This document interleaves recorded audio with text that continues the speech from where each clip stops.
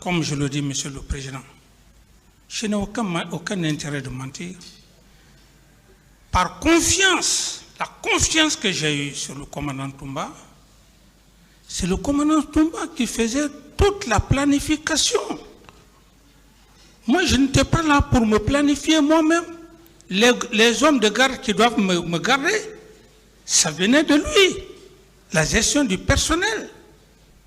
Et aussi au niveau du salon, quand je dois sortir, ce n'est pas moi qui vais prendre une feuille en train de dire tel. Cette gestion revenait à lui. Alors aujourd'hui, on est devant ce tribunal. J'estime que le commandant Toumba, comme il est en train de prêcher, de faire des versets, à un certain moment donné, il faut avoir le courage. Vous pouvez le faire aussi, hein, si vous voulez. Hein. Non. Je veux dire, puisqu'il croit en Dieu,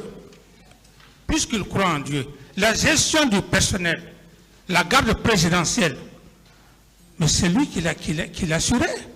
C'est lui qui coordonnait les gens de Tombo, qui coordonnait les gens de Kamakambo et le kilomètre 36.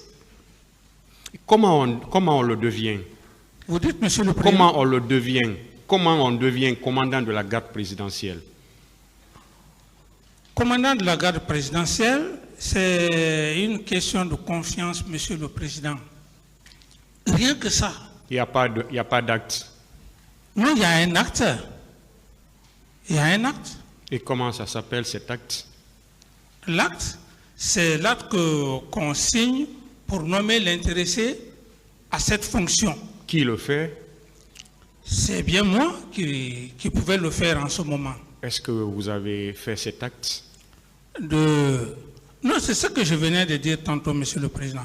Je dis, lorsque les deux ont été pris, le poste est resté vacant.